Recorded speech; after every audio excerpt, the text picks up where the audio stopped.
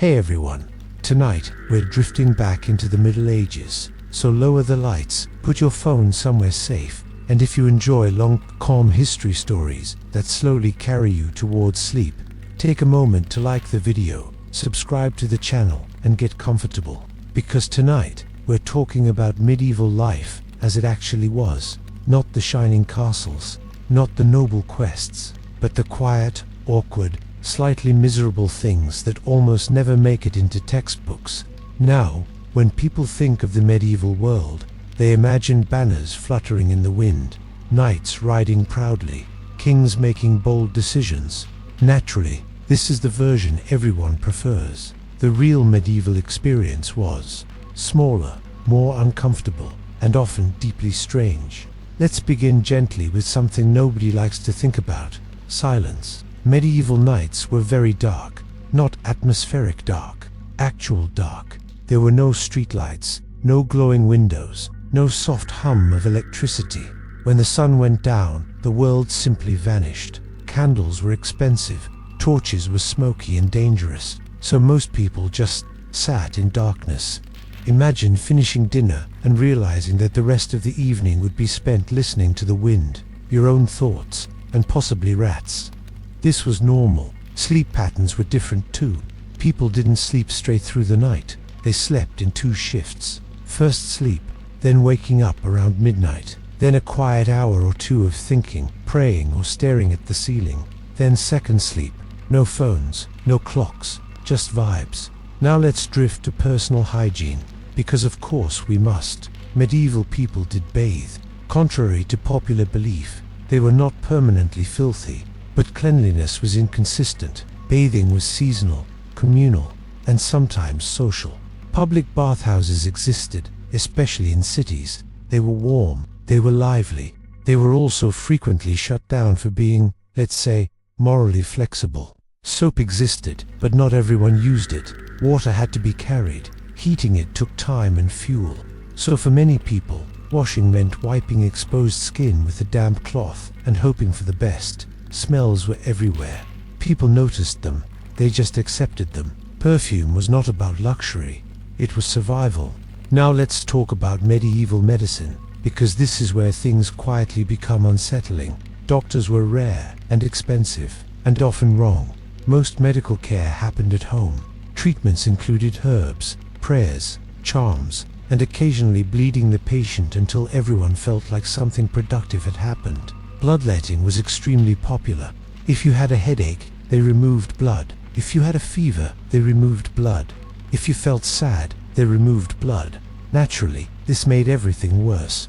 People believed illness came from imbalance. Too much blood, too much bile, not enough bile, wrong kind of bile. Diagnosis involved looking thoughtful and saying things like, yes, the humors are clearly offended.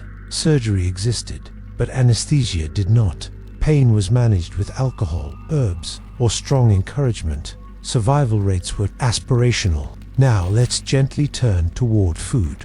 Medieval diets depended entirely on class. Peasants ate bread. A lot of bread, dark bread, heavy bread, bread that filled your stomach and quietly punished your digestion. Meat was rare for most people. When they did eat it, it was often salted, dried, or questionable. Fresh fruit and vegetables existed, but seasonal scarcity meant long periods of monotony. Imagine eating the same meal every day for months. Spices were expensive, which is why medieval elites loved them so much. Spices did not exist to hide rotten meat, despite the myth. They existed to show wealth. If your food burned your tongue slightly, congratulations, you were doing well.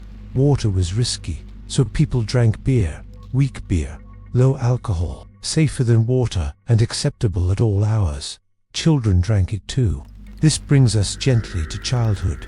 Medieval childhood was short. Children worked early. They learned trades early. They saw death early. Infant mortality was extremely high. Families loved their children, but emotional distance was common. Attachment was risky. If a child survived past the age of 5, it was considered a victory. Education was limited. Most children never learned to read. They learned by watching and copying. Games existed. Laughter existed. But innocence faded quickly. Now let's drift toward castles. Castles were not comfortable. They were cold, damp, and full of echoes. Stone walls trapped moisture. Fires smoked. Windows were small. Privacy did not exist. Servants slept everywhere. Nobles were constantly observed. Toilets were holes in walls. Waste fell into pits or moats. Yes, moats were often exactly what you think they were.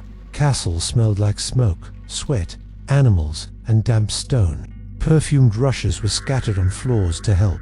They helped a little. Now let's talk about time. Medieval people did not experience time the way we do. There were no minutes, no seconds. Time was measured by bells. Sunrise, sunset. Work followed daylight. Seasons mattered more than schedules. Life moved slowly, until it didn't. Disasters were sudden. Fires spread fast. Disease arrived without warning. The Black Death is well known, but smaller outbreaks happened constantly. People lived with the quiet knowledge that life could end abruptly, not dramatically, just suddenly. Religion filled this uncertainty. Faith was everywhere, in homes, in laws, in medicine. People prayed constantly, for health, for crops, for protection. Fear of hell was real. Fear of sin shaped behavior. But faith was also comforting. It gave meaning to suffering. It explained randomness. Now let's gently address something awkward. Violence was normal. Public executions were entertainment. Punishments were physical and visible. Justice was harsh, and often unfair. Trial by ordeal existed. If you survived boiling water, congratulations, God liked you. If not, well, domestic violence was rarely questioned. Power structures were rigid. Most people accepted this as the natural order, and yet, people still laughed. They told jokes. They gossiped. Medieval humor was crude, full of bodily functions and social mockery. Life was hard, but it was not joyless. Festivals existed. Music existed. Dancing existed. Even in darkness, people found ways to pass the time. Now, let's slowly bring this first part to rest. The medieval world was not a constant nightmare, nor was it a romantic dream. It was ordinary, uncomfortable, human. People worried about money, about health, about family. They complained about authority. They blamed the weather. In many ways, they were very familiar, just colder, dirtier, and significantly less informed about bacteria. As we drift into the next part, we'll move deeper into the overlooked corners of medieval life, the quiet habits, the strange beliefs, the everyday absurdities no one writes ballads about. But for now, take a slow breath, let your thoughts settle, and let the medieval world fade gently into the background. Let's drift back in. If you're still here, still listening, still comfortably horizontal somewhere in the dark, then good. That means the medieval world hasn't scared you off yet, which is impressive, because frankly, it was doing its best. We left off gently wandering through the less glamorous side of medieval life, and tonight we'll continue doing exactly that, quietly, unhurriedly, with no intention of improving anyone's opinion of the Middle Ages. Now, one thing that almost never comes up in medieval stories is just how obsessed people were with bodily fluids. All of them, constantly. Blood, bile, phlegm, and something called black bile, which sounds ominous because it was. According to medieval medicine, your entire personality and health were governed by these four humors. Too much blood. You were cheerful, reckless, and probably annoying. Too much phlegm. Lazy. Yellow bile. Angry. Black bile. Congratulations, you were melancholic and doomed to brood artistically in corners. This system explained everything. Headaches, sadness, bad dreams, bad kings. And because this was considered perfectly reasonable science, treatments followed accordingly. If you were sick, the solution was often to remove fluids. Bloodletting was extremely popular, not because it worked, but because it made everyone feel like something decisive was happening.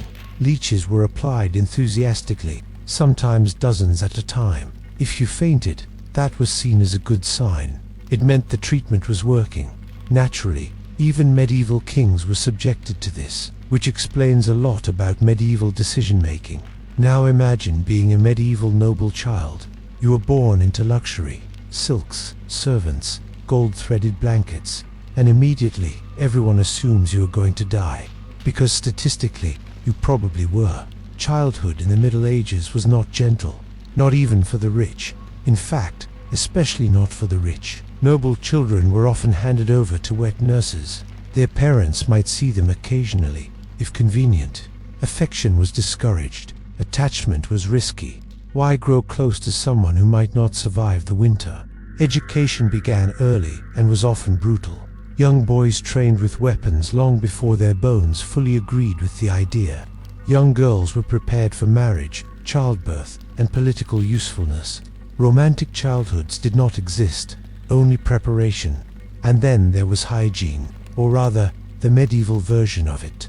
Contrary to popular belief, medieval people did bathe, just not always in ways we'd recognize as comforting.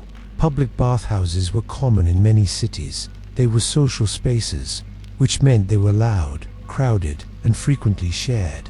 Sometimes men and women bathed together. Sometimes they ate together in the bath. Sometimes they did other things together in the bath. This eventually made church authorities deeply uncomfortable, which is usually how you know people were enjoying themselves. Over time, bathhouses gained a reputation for immorality and disease, and suddenly, bathing became suspicious. Cleanliness, oddly enough, went out of fashion.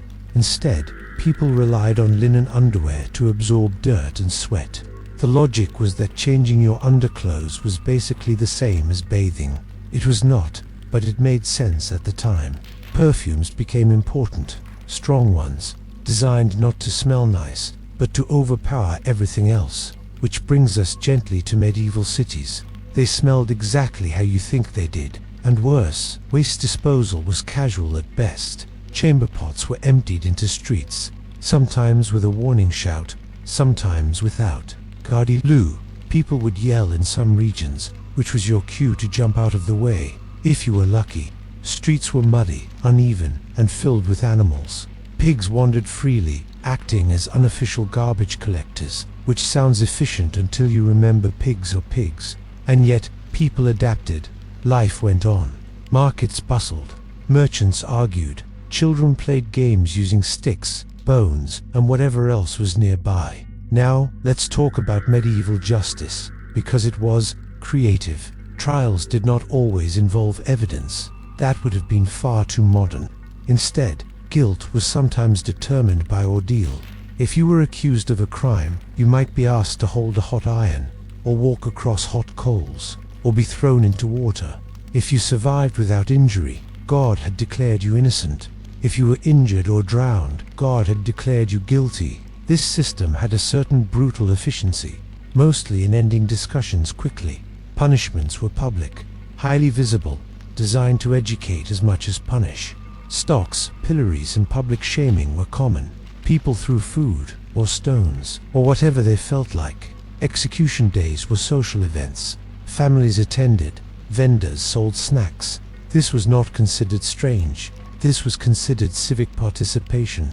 Now, drifting away from violence for a moment, let's talk about time. Medieval people experienced time differently. Clocks existed, but not like ours. Time was measured by church bells, by daylight, by seasons. Hours were flexible, longer in summer, shorter in winter. Schedules were suggestions, not promises. This affected everything: work, prayer, travel. Journeys took weeks or months. Messages moved slowly, which meant misunderstandings could last for years. Wars were sometimes fought because someone misread a letter or never received one at all. Now, imagine being a medieval king. You rule by divine right. God has personally approved of you, allegedly, and yet, your position is deeply unstable. Your relatives want your throne. Your nobles want more power. Your subjects want lower taxes and fewer wars. You must constantly perform authority, public ceremonies, grand clothing, symbolic gestures. And despite all this, your health is fragile. A simple infection could kill you. A bad meal could kill you. Your doctor could kill you, accidentally with enthusiasm. Many medieval kings died young. Others lived long enough to become deeply paranoid, which, given the circumstances, was reasonable. Royal marriages were political tools. Love was optional. compatibility was irrelevant. Queens were expected to produce heirs quickly. Repeated pregnancies were common and dangerous. Childbirth was one of the leading causes of death for women. Even queens, especially queens, whose duty required constant risk. And when a queen failed to produce a male heir, the blame was placed squarely on her. Not biology, not chance. Her. This often ended poorly. Now, let's soften things slightly and talk about medieval entertainment, because it wasn't all misery. People loved stories, songs, festivals, feast days were frequent, saints' days, holy days, days invented simply because people needed a break. There was music, dancing, drinking. Games involved physical endurance and mild violence, wrestling, stick fighting, throwing things at other people. Bear baiting was popular, which tells you something about medieval taste. Jesters entertained courts with jokes that were often sharp, political, and dangerous. A bad joke could cost a jester his job, or his head. Timing mattered. And finally, let's talk about fear. Medieval life was surrounded by uncertainty. Disease, war, famine. Religion provided comfort, but also anxiety. Hell was vividly described. Sin was everywhere. People truly believed the world was full of signs, comets, eclipses, unusual weather. Everything meant something, usually something bad.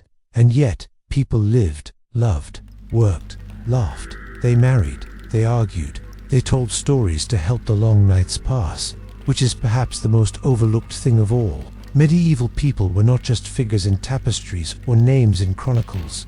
They were tired, they were hopeful, they were human. And on that quiet note, we'll let this part gently fade.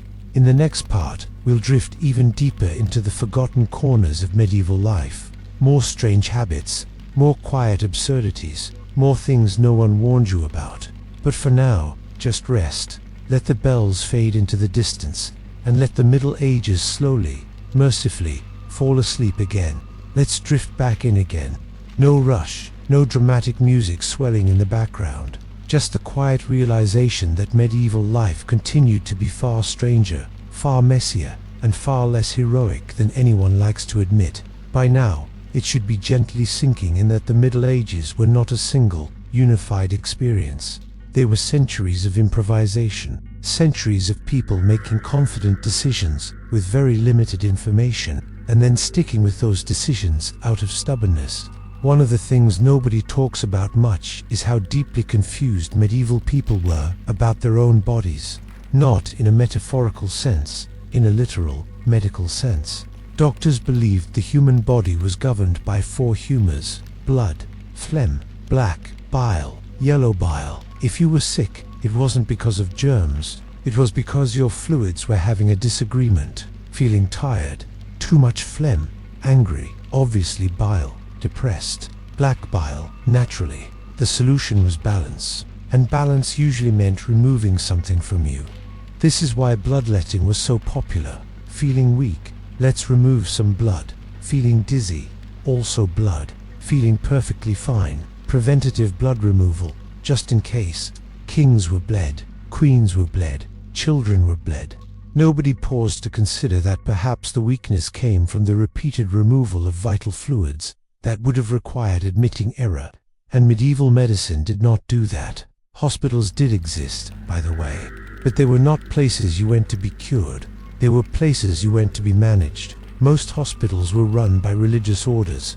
The focus was spiritual comfort, not recovery. You were prayed over. You were fed. Sometimes you were prepared for whatever came next. Which brings us to another quiet medieval reality. People expected to die, often early. Suddenly, life expectancy was low, not because everyone dropped dead at 30, but because childhood was a relentless obstacle course. If you made it past infancy, congratulations, you had already beaten the odds. Parents did love their children. Despite the myth that medieval people were emotionally distant, evidence shows deep affection. But they also learned not to hope too loudly. Naming ceremonies were sometimes delayed. Attachments were cautious, because getting too attached was risky. And yet, children worked. From a very young age, not in the dramatic Dickensian sense all the time, but in the practical sense, fetching water, watching animals, helping in fields. Childhood was short, not because people were cruel, but because survival required participation. Now let's wander, gently, into medieval hygiene. This is where things become uncomfortable, but we'll keep it calm. Medieval people did bathe. Contrary to popular belief, public bathhouses existed in many cities, especially before certain religious movements decided cleanliness was suspiciously enjoyable. However, bathing too often was thought to weaken the body. Warm water opened the pores. Opened pores let in disease, so moderation was key. Teeth were another matter. There were tooth cleaners made of cloth and herbs. Some people chewed sticks. Some used honey-based pastes, which was ambitious. Dentistry was not a profession so much as a side activity. Barbers pulled teeth. Smiths pulled teeth. Anyone with strong hands and confidence pulled teeth. Pain was expected. Endurance was praised. If a tooth got infected, the options were limited. You could remove it, or you could wait. Waiting was rarely the better option. Now, something else that rarely makes it into documentaries. Medieval people laughed a lot. Humor was crude, physical, relentlessly inappropriate. Jokes about bodily functions were extremely popular. So were jokes about authority. Peasant humor often mocked lords, priests, and kings.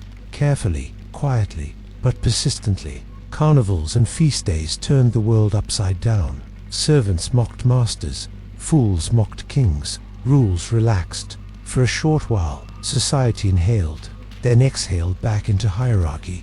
Speaking of hierarchy, medieval law was flexible. Justice depended heavily on who you were. Nobles were tried by peers. Peasants were tried by whoever was nearby. Trials by ordeal existed for centuries. If accused of a crime, you might be asked to hold hot iron, or plunge your hand into boiling water. If the wound healed well, God had declared you innocent. If not, well, that was unfortunate. Water ordeals were particularly ironic. If you sank, you were innocent. If you floated, you were guilty. This system did not concern itself with survival outcomes. Confession was another option, sometimes encouraged, forcefully. Now, let's talk about time. Medieval people experienced time differently. There were no minutes, no seconds. Time was marked by bells, by prayers, by daylight. Morning was a flexible concept. So was evening. This meant appointments were vague. Deadlines were generous. Punctuality was not a virtue. Life moved at the pace of sunlight and seasons, which is why night was unsettling. Medieval cities were dark, very dark. Street lighting was rare. Candles were expensive. Night belonged to criminals, animals, and the imagination. People believed the supernatural was closer after sunset. Spirits, demons, wandering souls. This wasn't considered superstition. It was accepted reality. Churches taught it. Stories reinforced it. Fear had structure. And yet, people still went out at night. They drank. They argued. They lived. Now, let's gently touch on something even quieter. Loneliness. Despite crowded households and communal living, many medieval people were deeply isolated. Travel was slow. Communication was limited. Once you left home, you might never return. Letters existed, but literacy was rare. News traveled by word of mouth, by rumor, by travelers who exaggerated. Grief lingered. Loss was frequent. And still, people married. They celebrated. They planned futures, even knowing those futures were fragile.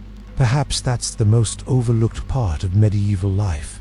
Not the filth, not the violence, not the ignorance, but the persistence. The quiet, daily decision to continue, to wake up, to work, to joke, to love, even when the world offered very little reassurance. Let's let that thought settle for a moment. And when you're ready, we'll drift onward into the next set of forgotten medieval realities. Welcome back, everyone. If you're still tucked in, maybe with a warm cup nearby, and your body finally beginning to sink into the softness of your blankets, we can continue our quiet journey through history.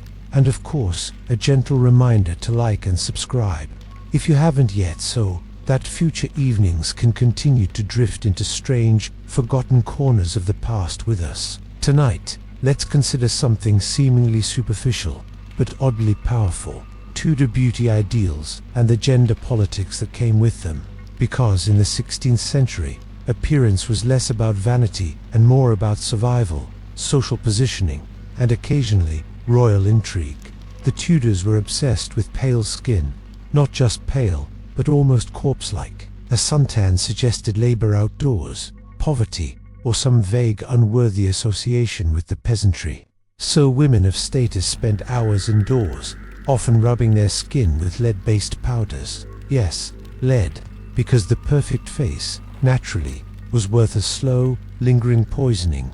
It was considered refined, and quite tragically, it worked. Red hair and freckles were complicated, sometimes admired, sometimes feared, sometimes blamed for misfortune.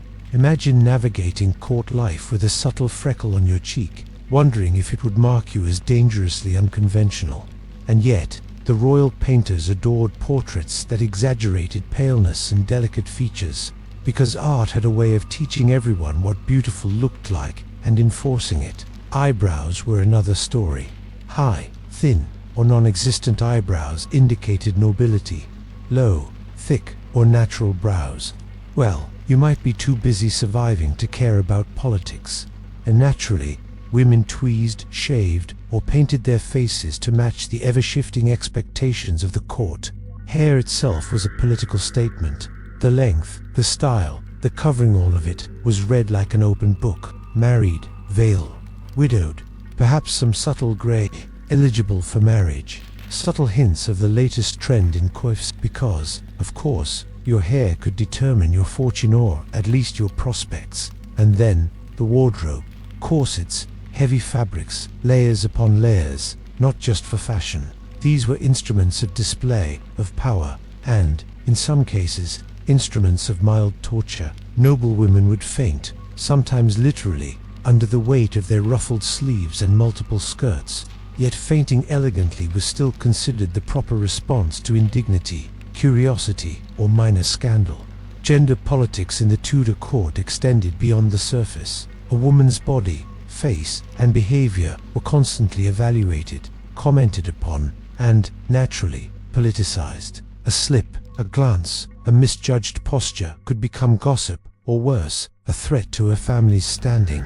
And men, well, their ideals of masculinity were equally performative, but perhaps more forgiving in the realm of physical discomfort. Appearance, breeding, and comportment combined to create a delicate, often suffocating dance of expectation. It's tempting to think of these standards as merely decorative, but in reality, they were a form of control, a way to enforce hierarchy, to reinforce social norms, and to subtly remind everyone who held power. Even the tiniest cosmetic detail could be read as political commentary, and in the court of Henry VIII, Elizabeth I, and their contemporaries, political missteps were often fatal or at least publicly humiliating. Let's drift over to an even stranger aspect: cosmetic practices. Women mixed powders, applied fats, and experimented with herbal concoctions to maintain their ideal appearance. Some remedies worked mildly, some caused rashes, and some, tragically, contributed to early deaths. Yet these practices were celebrated, widely copied, and considered essential for maintaining status. Because in the Tudor mindset, looking appropriate was not optional, it was survival. And naturally, these ideals intersected with marriage politics. Beauty, youth, and fertility were closely linked in royal considerations. A woman's appeal could influence alliances, treaties, and dynastic succession, which explains the immense pressure on young princesses and noblewomen, quietly enduring discomfort, illness, and scrutiny for the sake of strategic marriages. Meanwhile, men cultivated power, wit, and appearance to complement their station. But unlike women, their physical presentation was rarely fatal if slightly misjudged. Instead, they were judged on behavior, charisma, and the subtle performance of authority.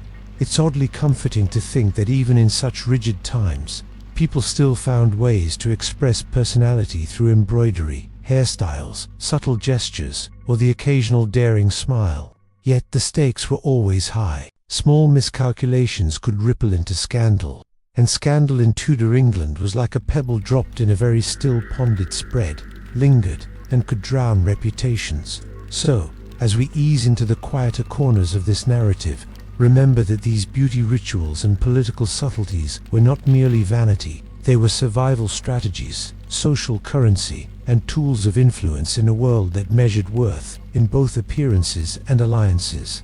As your eyes grow heavier and the blankets grow warmer, consider the irony.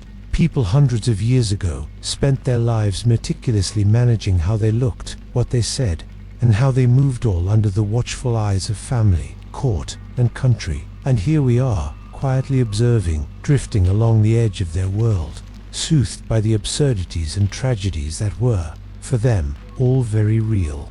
Next, if we continue, we might explore the hidden scandals, unusual punishments, and minor catastrophes that rarely make it into textbook stories, where the mundane becomes strange, and the absurd becomes reality. Welcome back, everyone. If your blankets are tucked just right, and your cup of something warm is safely beside you, we can continue our quiet meander through medieval life. And, of course, if you're still enjoying these softly sarcastic glimpses into history, a gentle nudge to like and subscribe helps us keep wandering down these strange, overlooked paths. Tonight, let's consider scandals that never quite make the history books. Medieval elites were not above pettiness, intrigue, or occasionally spectacular incompetence. They just had better hats while doing it. Take the case of royal feuds over seemingly trivial matters, land disputes, disputes over who got the best seat at a feast, or even arguments about whether one sibling's horse was slightly better than another. Could escalate into months of cold stares, public insults, and occasionally the subtle rearrangement of someone's belongings by mischievous servants. Because in medieval courts, as today, subtle passive aggression was often the weapon of choice, especially when wielded by someone with sharp elbows and a strong sense of entitlement. Speaking of weapons, punishment in medieval towns and courts could be both strange and ironic. The stocks and pillories were common. Criminals, or sometimes those who merely annoyed a powerful neighbor, might find themselves locked in public view, exposed to mud, insults, and occasional vegetables thrown by passers-by. It was justice, public shaming, and comedy all rolled into one. And naturally, the more creative townsfolk became, the more elaborate the punishments could get. Think of it as medieval performance art, with a moral lesson. Oddly enough, not all punishments were entirely physical. Some were humiliating, but non-lethal. A man might be forced to wear a donkey's head for a day. A woman might be paraded through the market for gossip or minor fraud.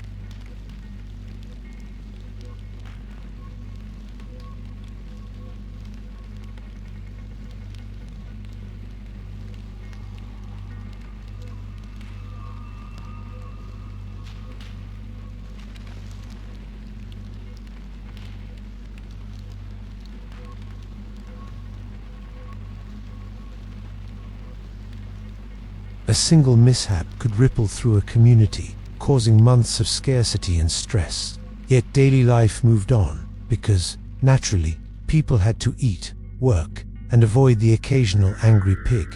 Of course, there were also petty intrigues among royalty. Sometimes a king's favorite cupbearer would vanish from records, leaving modern historians to speculate about secret quarrels or accidental spills of very expensive wine. Queens might enforce curfews, secretly sabotage rivals' wardrobes, or host elaborate tea or porridge parties that subtly undermined a cousin's influence. The political landscape of the medieval court was as delicate as lace, and just as easy to rip apart. And then there were the bizarre festivals and local customs that outsiders rarely experienced. Ducking stools, ceremonial pig chases, and strange rituals intended to ensure good harvests or prevent disease. Many of these events combined superstition, community participation, and mild terror. Participants often found themselves in awkward situations, such as being dunked in cold water for a minor offense, or chased through town by men in masks. It must have been exhausting and amusing, depending on your vantage point. Meanwhile, in everyday domestic life, the mundane could be hazardous. Cooking fires caused accidental blazes. Thatched roofs were particularly flammable. Children learned to navigate livestock, rivers, and slippery cobblestones with the same caution modern parents reserve for cell phones and scooters. And yet, life went on, sometimes tragically, sometimes humorously, and always unpredictably.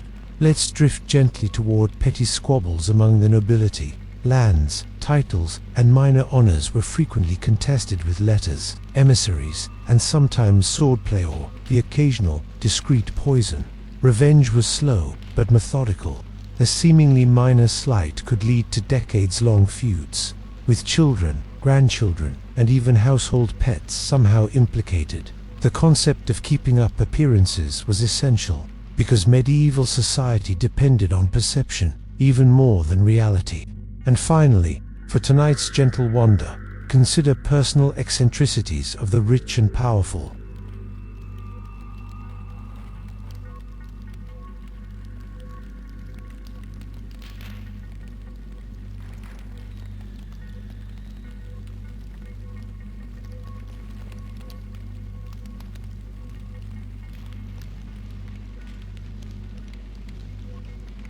Which, in a way, makes history both charming and slightly melancholic. The loudest absurdities echo through centuries, while daily resilience and struggle are mostly forgotten. So, as you settle deeper under your blankets, notice the rhythm of medieval life, the absurdities, the small catastrophes, the carefully maintained appearances. They all created a world, both alien and quietly familiar. People were, in essence, just trying to survive, be noticed, and occasionally enjoy a laugh, even if history barely remembers it. Next, if we continue, we will gently explore the overlooked marvels of medieval engineering, peculiar habits of knights off the battlefield, and the odd domestic life of the nobility stories, where ordinary and extraordinary intertwine. Welcome back, everyone. If your blanket is snug, your tea has cooled to a pleasant warmth, and the day has finally receded into quiet shadows, we can continue drifting into the lesser-known corners of medieval life. And, naturally, if you've been enjoying this gentle journey, a soft reminder to like and subscribe will help us continue exploring these strange, overlooked tales with the calm, drowsy narration you've settled in for. Tonight, we are venturing into the peculiar habits of knights off the battlefield, the hidden marvels of medieval engineering, and the odd domestic lives of the nobility. Because history is rarely just battles and dates. It is the quiet absurdities, the strange routines, and the curious inventiveness that linger in our imaginations centuries later. Let's begin with knights, those heavily armored figures we often associate only with swords, lances, and heroic feats. Off the battlefield, however, their lives were sometimes even stranger. Knights were obsessive about cleanliness, or at least as much as was feasible in the 14th or 15th century. Long hours spent wearing heavy mail or plate armor required diligent care of the skin beneath. They would scrub, sometimes using sand or abrasive powders, to remove sweat and grime. The irony, of course, is that they did this meticulously while occasionally handling raw meat, livestock, and muddy horses. Hygiene was a balancing act, a mixture of ritual, superstition, and the practical hope of avoiding disease. But perhaps more intriguing were the off-duty rituals and quirks of knights. Some collected tiny curiosities, feathers, small coins, or even insects preserved in wax. Others had peculiar superstitions, wearing a certain glove, sitting in a particular chair, or repeating specific phrases before entering the hall for a feast or council meeting. These practices might seem trivial, but they were believed to influence luck, courage, and the favor of both peers and unseen forces. Because, of course, confidence in battle was as much about psychology as it was about swords. Meals for knights could be both mundane and ceremonial. During training or travel, they subsisted on coarse bread, salted meat, and pottage-thick stews of vegetables, grains, and sometimes odd additions like pig's blood or fermented fish. At tournaments or banquets, however, they dined with the same pomp as nobles, roasted birds with elaborate garnishes, pies concealing live fowl or small animals, and imported spices that could cost more than a peasant's annual income. Dining was a display, a negotiation of status, and a subtle way to assert dominance over others. And naturally, overeating or spilling gravy could ruin your reputation, even for a man accustomed to wielding swords in battle. Moving from knights to medieval engineering, we find a world both ingenious and quietly absurd. Castles, cathedrals, bridges, and aqueducts were marvels of construction, often achieved without the benefit of modern machinery. Builders relied on human and animal labor, pulley systems, and sheer ingenuity. Some castles had complex defensive systems, drawbridges, murder holes, arrow slits angled to optimize defense, and hidden passages for escape or tactical advantage. The people who designed these structures often had little formal education, yet they achieved precision and scale that still inspires awe.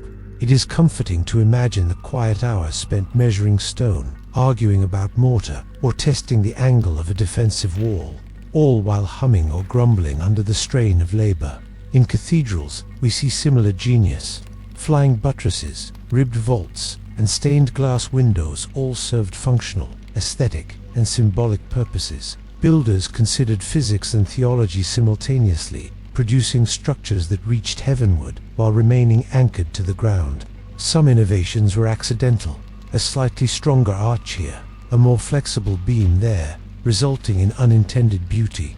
And despite centuries of trial and error, some of these edifices have endured remarkably well, surviving both neglect and wars. Now, let us drift to domestic life in the noble household, where the extraordinary and the mundane intertwined. Rooms were often multi-purpose, a chamber for sleeping, receiving visitors, dining, and occasionally minor surgery or dressing of wounds. Privacy, in the modern sense, was rare.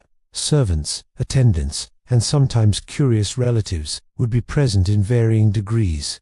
During daily routines, hygiene was inconsistent.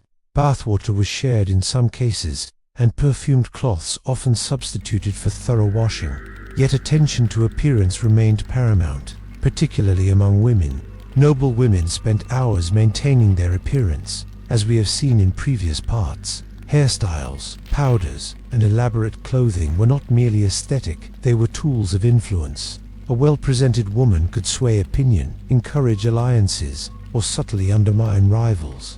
And naturally, minor missteps, smudged powder, crooked veil, a slightly off-center hat were quietly observed, noted, and sometimes mocked. Dining rituals were also meticulous. Meals were consumed in sequence, often with servants attending every detail. Spices were prized not only for flavor, but as a display of wealth. Salted meats, dried fish, and imported fruits were arranged with precision, and it was not uncommon for nobles to entertain with a mixture of feasting, performance, and subtle displays of power. A musician, a jester, or even a scholar demonstrating knowledge, because entertainment, like clothing, was a form of communication. Meanwhile, mundane accidents continued unabated. Candles tipped over, fires ignited, children tripped over rugs or livestock wandered indoors. Yet these incidents were often recorded with the same gentle amusement modern historians feel, a reminder that life, even in opulent settings, was imperfect and unpredictably chaotic. Some noble households maintained collections of curiosities, a precursor to the modern museum. Exotic shells, tiny mechanical devices, and preserved animals were displayed to demonstrate knowledge, taste, and connections to distant lands. These items were conversation starters, status symbols, and occasionally the source of minor scandal if a guest discovered something inappropriate or misused. It is charming to imagine a noble quietly inspecting a tiny mechanical bird for hours, while a servant waited patiently to refill his cup. Knights and nobles alike were also surprisingly obsessed with routine and superstition.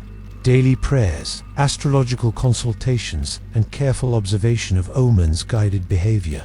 Even mundane decisions such as when to ride, when to eat, or when to sign a document could be influenced by celestial events or minor portents. It is a gentle reminder that medieval life, for all its apparent harshness, was also profoundly ordered, with rituals providing comfort and structure. Now, let's drift to the peculiarities of medieval education and entertainment. Children of the nobility were tutored in languages, history, religion, and sometimes combat. Books were rare, precious, and often chained to desks or shelves. Copying manuscripts was a painstaking process, taking months or years. And yet, the delight of learning, discovering a clever turn of phrase, or mastering a new skill, must have been immense. Entertainment, meanwhile, could be both intellectual and absurd. Riddles, wordplay, gentle mockery, and storytelling. It was not uncommon for a courtier to spend hours composing a clever insult or performing a subtle prank on a companion, all in good-humored competition.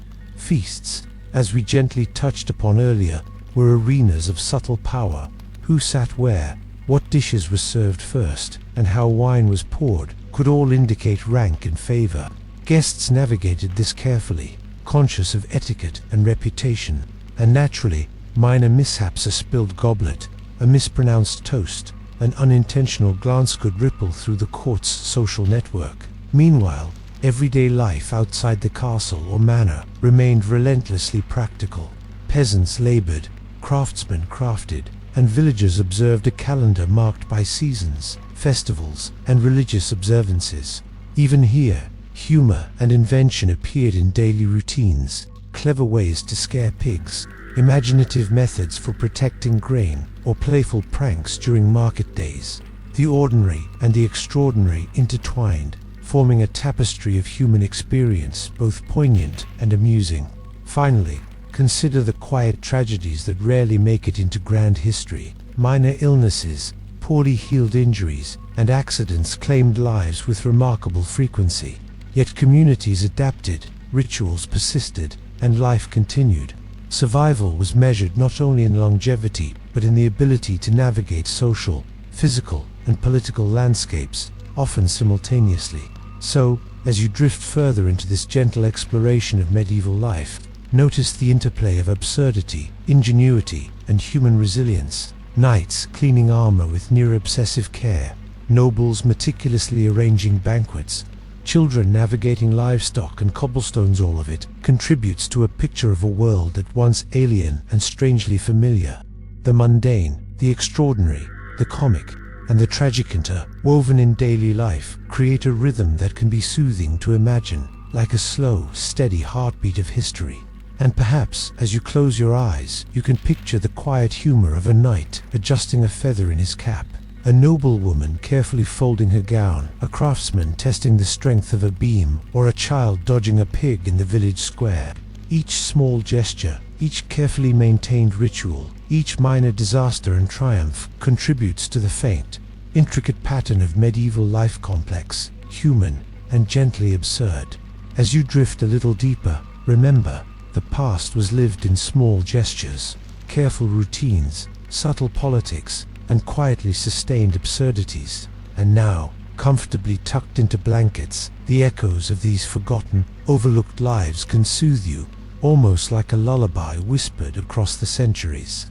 Next, if we continue, we will drift into more obscure rituals, overlooked catastrophes, and the strange domestic curiosities of royalty and peasants alike, gently weaving together the tapestry of a medieval world that rarely speaks loudly, but always hums softly beneath the surface. Welcome back, everyone. If your blankets have become a cocoon and your warm drink is gently forgotten by your side, we can drift once more into the quieter, stranger corners of medieval life. And, as always, if this soft exploration has kept you intrigued, a gentle nudge to like and subscribe helps us continue uncovering these overlooked stories, gently, slowly, and with just enough irony to make them interesting. Tonight, we explore the obscure rituals, unusual laws, and the peculiarities that defined daily life for both royalty and commoners. Because medieval society, while outwardly rigid, thrived on idiosyncrasy, superstition, and rules that occasionally made no sense at all except to those who enforced them. Let's start with bizarre local laws, which varied dramatically from village to village. In some places, it was illegal to hang laundry on certain days, perhaps to appease local spirits, or simply to maintain aesthetic order. Elsewhere, peasants might be fined for letting pigs roam too freely, though in practice, pigs usually ignored the law entirely. Certain towns forbade specific types of shoes or hairstyles for commoners, reinforcing social hierarchy with astonishing subtlety. And, naturally, breaking these laws could range from a gentle reprimand to public humiliation. Imagine walking through town, only to realize your hat was a crime. It was a world where the minutiae mattered profoundly, sometimes more than the obvious dangers of daily life. Rituals, too, could be delightfully peculiar. Consider the ceremonial washing of hands before meals among nobles. Not merely hygiene, but an elaborate, highly orchestrated display of refinement. Servants poured scented water, attendants held towels in precise positions, and the act was observed carefully by peers. Missing a step could be interpreted as negligence, laziness, or disrespect. The ritual itself was mundane, yet elevated to a form of social theater. Even more curious were festivals blending superstition, religion, and performance. In some regions, townsfolk staged mock battles, chased animals through streets, or enacted elaborate morality plays. Villagers, clergy, and nobles alike might participate, each according to rank. The line between devotion, entertainment, and communal mischief was blurry, which made these events endlessly fascinating and occasionally chaotic. Let's drift into odd personal habits of the wealthy, which often reveal both human fragility and the absurdity of status. Some nobles maintained private menageries, housing exotic animals from distant lands, monkeys, and birds that were, for the most part, ill-suited to the damp climate of northern Europe. Keeping these creatures alive was a feat in itself, requiring specialized feeding, careful housing, and constant attention. And yet, it conferred prestige, because demonstrating wealth and connections mattered immensely in courtly life. Closely related to these curiosities were domestic rituals. Meals were orchestrated events. Certain dishes were served in a particular order. Seats were allocated with ceremonial precision. And, as ever, minor slip-ups, spilled drink, mispronounced toast, or forgotten utensil could reflect poorly on an entire household. Even ordinary household management demanded attention to subtle social codes. Medieval weddings were similarly layered with meaning.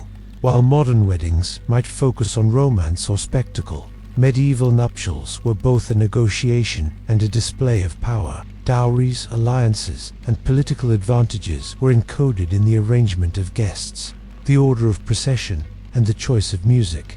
A misplaced token or forgotten gesture could ripple into gossip for years, quietly shaping family reputations. Now, let's drift to the daily routines of peasants, which are often overlooked yet reveal the practical ingenuity of medieval life.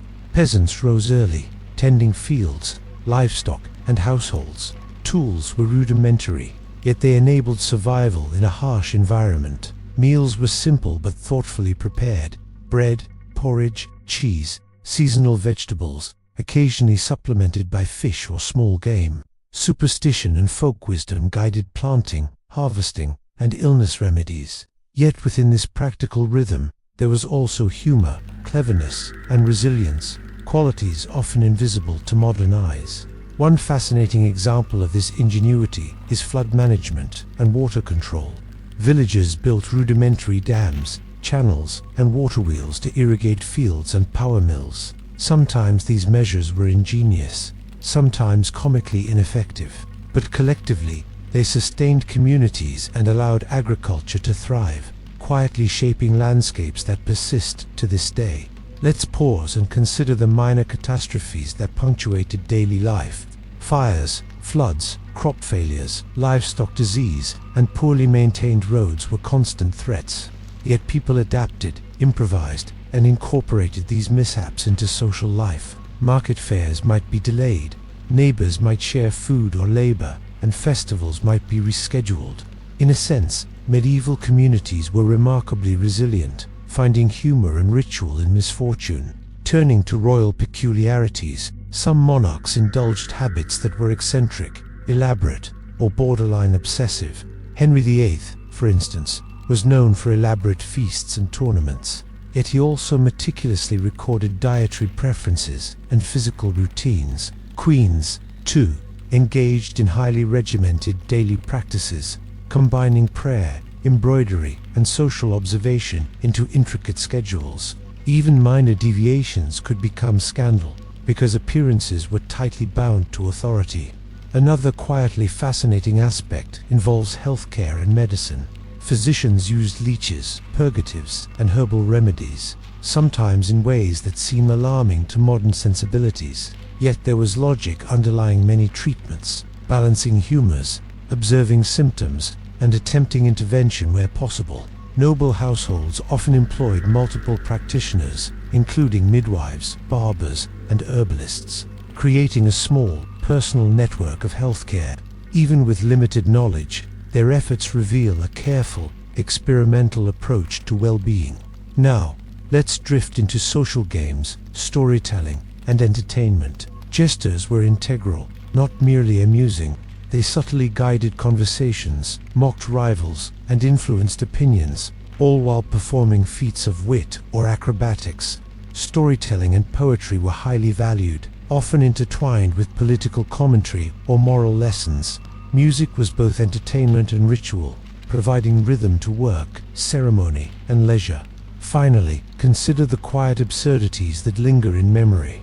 Kings who collected peculiar objects, courtiers who obsessed over minuscule gestures, peasants who engineered ingenious tools from scraps, children navigating dangerous streets, livestock, and chores with surprising skill, and townsfolk celebrating mourning or arguing over trivial matters with the same intensity as the grandest of royal intrigues. These small moments, the overlooked rituals, minor disasters, subtle superstitions, and human eccentricities composed the heartbeat of medieval life.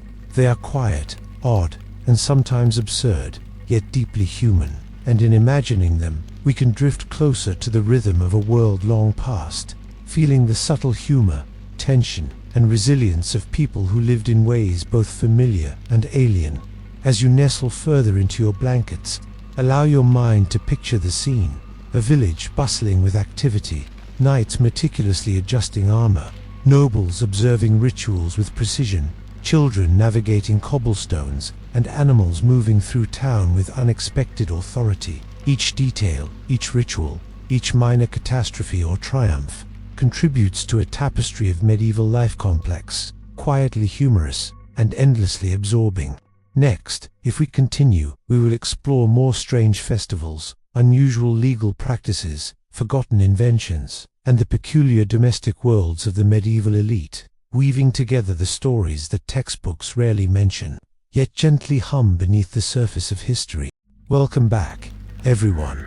If you've been tucked in this whole time, blankets cozy, tea long forgotten, and your mind gently drifting, we can now conclude our journey through the overlooked corners of medieval life. And as always, a soft reminder: if you've enjoyed these quiet wanderings, liking and subscribing helps ensure that more strange and soothing history drifts your way in the future. Tonight, we will explore forgotten inventions, peculiar festivals, unusual legal practices, and the daily eccentricities of nobles and commoners alike. Because medieval life was not just about battles, kings, or queens. It was a symphony of oddities, subtleties, and quietly heroic perseverance. Let's begin with inventions that never quite took off, that history forgot. People often assume innovation was slow in the medieval period, and yet, ingenuity thrived quietly in workshops, monasteries, and private studies. Water clocks, early mechanical clocks, ingenious lifting devices, and even rudimentary windmills appeared in different corners of Europe. Some were remarkably effective, others charmingly impractical. For instance, some scholars attempted perpetual motion machines. They failed, predictably, but the effort demonstrates a curious, playful engagement with physics, long before formalized study. And of course, failure was often invisible. The ambition mattered as much as the result. Moving gently to festivals, these events were as varied as the towns themselves. Some celebrated saints with solemn processions and music. Others involved strange rituals, mock battles, ritual dances, or animal parades through streets. One festival might encourage residents to dress in costumes representing local myths. Another might include playful dunking of offenders in rivers, or ponds, an event part punishment, part entertainment, part community bonding. The line between sacred, civic, and comedic was always blurred. Meanwhile, legal practices could be delightfully arbitrary. Trial by ordeals of merging hands in boiling water or carrying hot iron was once believed to reveal divine judgment. In some towns, disputes over land or goods were settled by tossing objects or performing odd physical challenges. And while we might smile at these methods, they were taken seriously.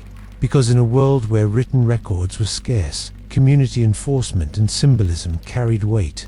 Now, let's drift into the domestic worlds of nobles, where absurdity and elegance intertwined. Homes were cluttered with objects of curiosity, exotic shells, small mechanical devices, lavish tapestries, and oddly specific tools. Courts maintained strict schedules of prayer, meals, meetings, and entertainment. Minor lapses in decorum could ripple through the social network like a dropped pebble. And yet, within these constraints, nobles found moments of humor, rebellion, and personal expression through embroidery, poetry, or secret indulgences in foods or beverages not approved by etiquette. Knights, when off duty, continued their curious routines. Some practiced combat alone in private courtyards, using odd techniques that looked strange to outsiders. Others engaged in miniature competitions, tossing coins into cups, balancing on narrow beams, or testing accuracy with crossbows. These rituals maintained skill, but also offered distraction from the often stifling constraints of courtly life. Now, consider the lives of ordinary people, often invisible in grand histories. Peasants navigated a rhythm dictated by seasons, festivals, and necessity. They built houses from local materials, maintained crops, and cared for livestock with ingenuity born of necessity. They improvised tools, devised minor games to amuse children, and developed clever methods to protect their food from spoilage or theft. Even in extreme scarcity or disaster, humor, storytelling, and practical knowledge sustained communities.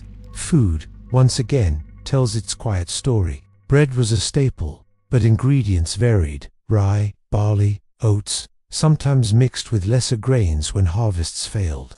Cheese, salted meats, and seasonal vegetables supplemented diets.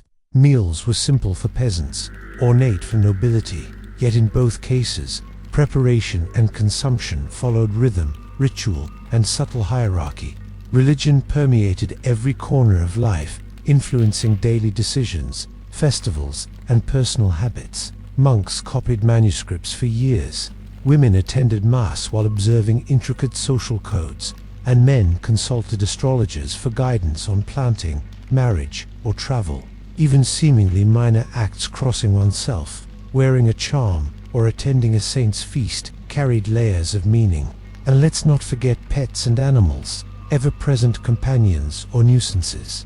Cats chased rodents in castles and cottages alike. Dogs accompanied hunts, guarded homes, or simply wandered through towns. Pigs, often wild or semi-domesticated, could be a minor hazard or a source of laughter. Horses, essential for knights and nobles, demanded care, feeding, and attention that bordered on obsession. The presence of animals shaped rhythms, responsibilities, and even social interaction. Odd habits and rituals extended to health as well. Leeches, poultices, and herbal infusions were common. Doctors, barbers, and midwives employed techniques that seem strange today but were based on prevailing theories of humors and divine balance. Even when treatments were ineffective or worse, there was often a careful, observational approach, demonstrating humanity's persistent desire to intervene, improve, and survive. Now, drift toward entertainment and art, quietly defining culture. Music, poetry, storytelling, and performance intertwined with political and social life. Jesters guided conversations with subtlety. Musicians provided rhythm for labor or ritual, and storytellers preserved history in oral form. Even minor performances, the clever insult, a witty poem, or a small game could influence perception, cement alliances, or amuse a weary audience. Finally, the quiet absurdities, the minor catastrophes, the strange habits, the unnoticed ingenuity. A child dodging livestock, a noble obsessing over embroidery, a peasant improvising a tool, a knight meticulously cleaning armor, or a jester subtly mocking the king. These moments, while small, paint a picture of medieval life that is human, humorous, and gently chaotic.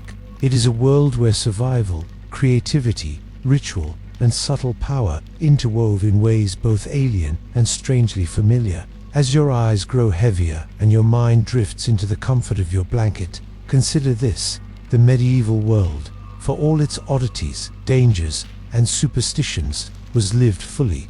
People laughed, argued, cried, planned, failed, and occasionally triumphed, just as we do today. The quiet absurdities, unnoticed disasters, and inventive solutions form a rhythm gentle, continuous, and human. And it is in imagining these lives, drifting slowly through centuries, that we find the soothing cadence of history itself. So, tonight, as you let the stories settle into your mind, remember the knights adjusting their feathers, the nobles arranging their banquets, the children dodging pigs, and the villagers improvising in the fields. Each moment, each ritual, each small catastrophe and triumph, woven together is the soft, enduring hum of medieval life. And with that hum, let yourself drift quietly into sleep, carrying the faint, drowsy echoes of a world that is both distant and surprisingly familiar.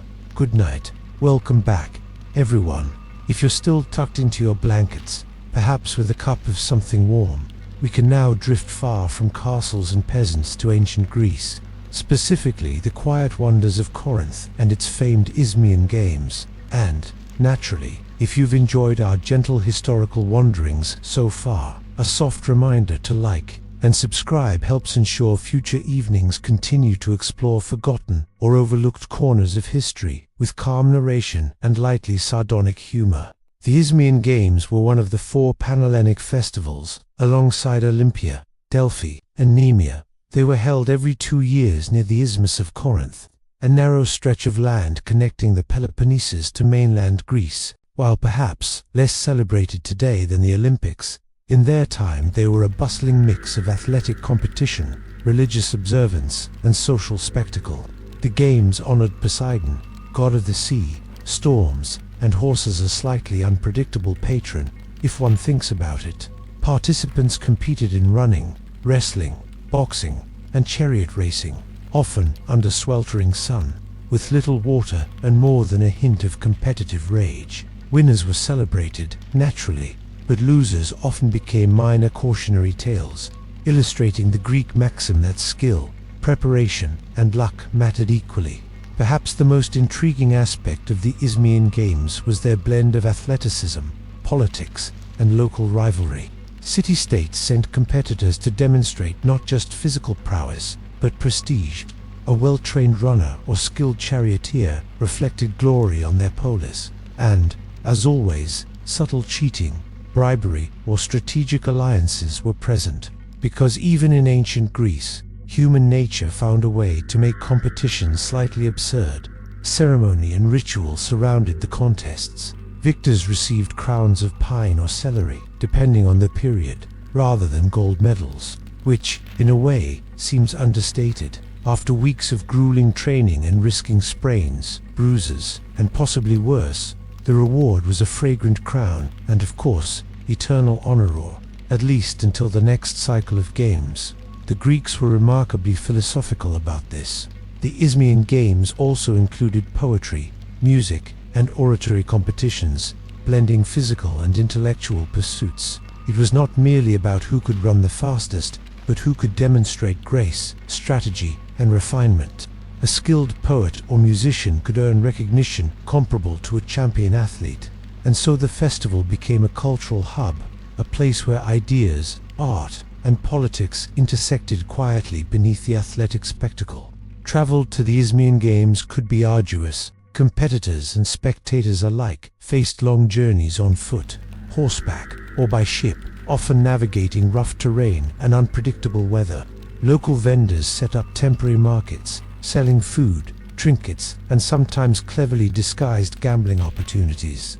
It must have been both exhausting and exhilarating, a mix of sweat, sand, salt, air, and excitement. Interestingly, women's participation was limited, reflecting the gender norms of the time. In some cases, women were entirely excluded from attending, while in others, they watched from segregated areas. Spartan women, known for their comparative freedom, were among the rare female spectators who could observe athletic events more openly, which highlights a subtle intersection of athletic competition, gender politics, and regional culture even in antiquity. The Isthmian Games were also closely tied to religion and diplomacy. Competitions were preceded by sacrifices, prayers, and rituals designed to appease Poseidon. City-states often used the games as informal meeting grounds for negotiations, alliances, or gossip, because in every era where people gather, conversation is inevitably and sometimes more important than the actual contests. Now, let's drift to the peculiarities of the contests themselves. Chariot races were notoriously dangerous. Chariots were light, fast, and often unstable. Competitors frequently crashed, overturned, or were thrown into the dust, adding a slightly chaotic spectacle for spectators. Wrestling and boxing matches were brutal by modern standards, with few rules, minimal padding, and maximum intensity. Yet athletes endured, driven by pride, honor, or the subtle social advantages their victories could bring. Another charming aspect was the celebration of victors. Triumphant athletes returned to their city-states to receive parades, feasts, and minor political influence. Some even earned lifelong pensions or honors, and while the exact details varied, the social currency of athletic success was profound. One can imagine a victorious runner strolling through the agora, modestly adjusting a pine crown, quietly smug under the watchful eyes of both peers and rivals. Food and festival life accompanied the games. Temporary markets offered delicacies for those who could afford them: roasted meats, olives, fruits, and wine. For common folk, simple bread and local fare sufficed. Yet the festival atmosphere encouraged indulgence, gossip, and small-scale commerce, weaving together athletic, religious, and social threads. Even minor disasters, dust storms, heat, misbehaving animals, and overturned chariots added color to the events. Spectators laughed, gasped, or occasionally groaned as the games unfolded unpredictably. It was a human-scale drama where skill, luck, and circumstance intertwined in fascinatingly subtle ways. Finally, consider the legacy of the Isthmian Games. Though they eventually faded with the rise of Roman influence and changing cultural priorities, they preserved the values of athletic excellence, ritual observance, and communal celebration. They were a gentle precursor to modern sporting events, a mixture of competition, pageantry, and social cohesion. And perhaps, in imagining the dust, the sweat, the music, and the laughter, we can feel the quiet pulse of a world that celebrated human endeavor in ways both rigorous and slightly absurd. So, as you nestle deeper, think of the athletes, poets, spectators, and merchants of ancient Corinth. Imagine the pine crowns, the crashing chariots, the whispered gossip, and the subtle political maneuvering. Each detail adds texture to a past that is not just distant, but surprisingly vivid when imagined carefully, softly, and with attention to the small, human moments. And with that, tonight, we leave the Isthmian Games behind, letting the quiet rhythm of ancient spectacle lull us gently into sleep. Because history, in all its overlooked oddities, absurdities, and quiet marvels, is a perfect companion for those who prefer to drift off slowly, with a smile, a sigh, and a faint sense of wonder. Good night. Welcome back, everyone. If you're still wrapped comfortably in blankets and the day has quietly faded behind your windows, tonight we drift into the final segment of our journey through the overlooked, strange, and quietly human aspects of medieval and ancient life. And, naturally, if you've enjoyed this slow descent into history's softer, stranger corners, a gentle reminder to like and subscribe keeps the stories coming, softly, drowsily, and with a touch of ironic humor. Tonight, we explore peculiar traditions, forgotten oddities, and the gentle chaos of daily life, where the mundane, the extraordinary, and the absurd quietly intertwined. Because much of history doesn't shout, it hums in whispers, rituals, and small disasters that echo across centuries. Let's begin with the bizarre festivals that lingered quietly in towns and cities. Many were religious in origin, but evolved into social spectacles with games, processions, and communal chaos. In some regions, participants carried effigies, often representing abstract concepts like fertility, harvest, or simply mischief. Villagers chased animals through streets, sang nonsensical songs, or performed mock trials. These events were a mixture of devotion, celebration, and controlled disorder, allowing communities to mark time, release tension, and engage in playful competitiveness. Oddly enough, minor superstitions permeated daily routines, both for the elite and common folk. A dropped utensil might be a bad omen. Spilling wine could signal misfortune or invite laughter.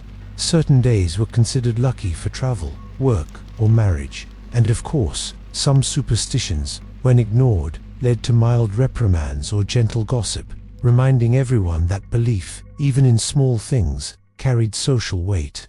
Now, drift into the domestic quirks of nobility, where elegance and absurdity often met.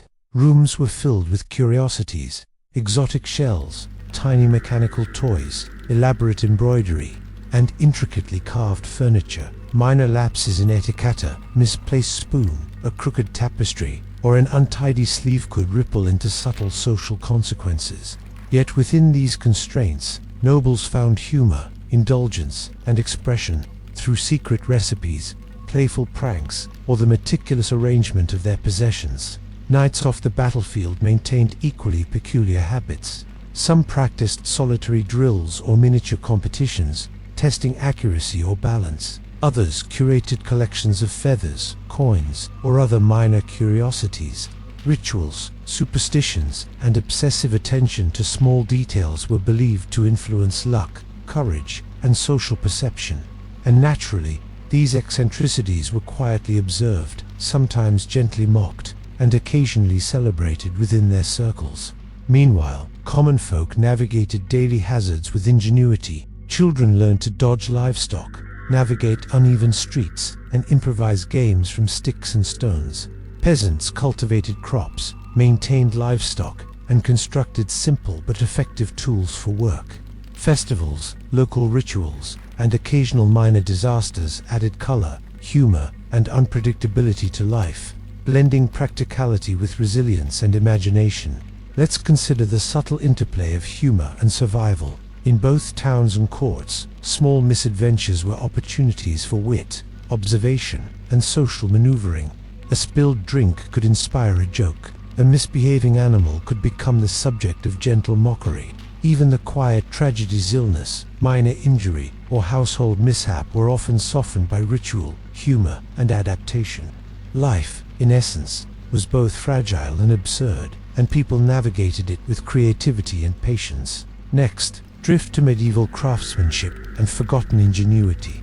Artisans, masons, and metalworkers developed intricate skills that combined aesthetics with practicality. Buildings, tools, and decorative objects reflected not only technical knowledge, but also cultural priorities and subtle displays of status. From delicate tapestries to sturdy bridges, ingenuity persisted quietly, often unspitted, shaping daily life and the landscape itself. Even healthcare, strange as it seems to modern eyes, had its own quiet rituals.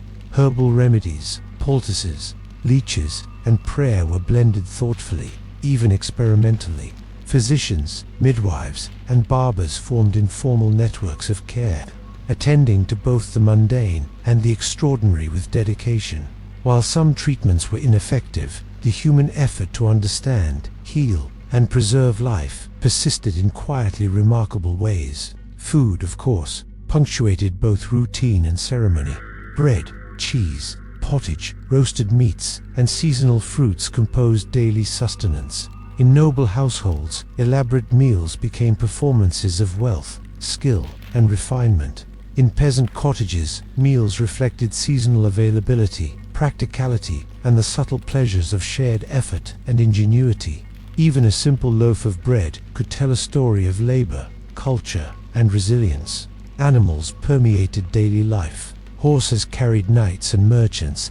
Dogs guarded homes or accompanied hunts. Cats patrolled kitchens, keeping rodents at bay. Pigs, sometimes mischievous or wandering freely, were a source of both livelihood and humor. Their presence shaped human routines and occasionally added unexpected chaos to everyday life. Now, let's drift into law, ritual, and social enforcement. Minor infractions could lead to creative punishments, public shaming, temporary confinement, or playful mockery. Community enforcement relied on observation, gossip, and subtle social pressure. Rules that seem arbitrary today were integral to maintaining cohesion, hierarchy, and ritual observance, and the interplay of obedience, superstition, and humor created a social rhythm that quietly structured daily life. Finally, consider the quiet absurdities and overlooked moments that breathed life into history. A child balancing on a stone wall, a noble obsessing over embroidery, a knight meticulously cleaning armor, a jester whispering subtle mockery, or a merchant navigating a crowded market hall. Of these small moments combine into a living, breathing world. They remind us that history is not only battles, kings, or dates. It is curiosity, ritual, humor, resilience, and the endlessly human desire to create order, beauty, and meaning even in chaos. As your eyes grow heavier and your mind drifts towards sleep, imagine these lives unfolding quietly. Peasants improvising tools, nobles adjusting gowns, knights balancing feathers in their caps, children playing near animals, festivals unfolding with laughter and ritual, and markets filled with the aromas, sounds, and small dramas of daily life. Each minor catastrophe, each subtle ritual, each eccentricity contributes to the gentle, ongoing hum of history. And now, as you drift into your own quiet evening, let these whispers of the past guide you. The calm absurdity, subtle ingenuity, gentle humor, and quietly heroic persistence of ordinary and extraordinary lives alike. For history, in all its overlooked oddities, becomes a lullaby, soft, comforting, and endlessly fascinating. Good night.